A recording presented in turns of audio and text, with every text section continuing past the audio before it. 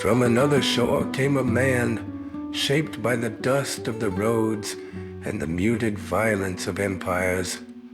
Michel Petza still bore a name tied to flesh when the sea opened like a passage, and Sicily received him according to its intimate law, the one that fixes nothing and prefers to dissolve forms to grant them a broader duration.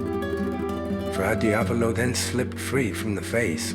The name circulated, supple, carrying less fact than premonition, evoking not an individual, but a way of moving forward, a quiet refusal, an inclination toward oblique paths when order tightens. Through this whisper, the island let its deep, patient memory surface, shaped by successive dominations and by the art of enduring without surrendering.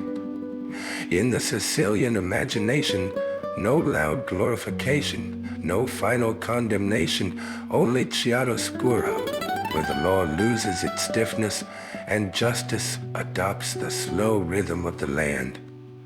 Fra Diavolo moves there like a shifting silhouette, carried by a rough wisdom born of necessity, cunning, and a discreet fidelity to life, imperfect but tenacious. His name, brother of the devil, brushes close to fire, not the kind that destroys, but the one that warms and marks, the one that illuminates without promising rest. Sicily recognizes this nuance, aware that strict purity breaks, while shadow sometimes envelops and protects what is still seeking its form. Over time, Fra Diavolo dispersed into other steps, other silences, slipping into whispered tales and paths that maps ignore. The myth continued its drift, not as a fixed figure, but as a diffuse, attentive presence. Fra Diavolo gives no answers.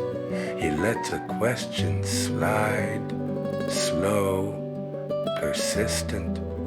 How far can one go without erasing oneself?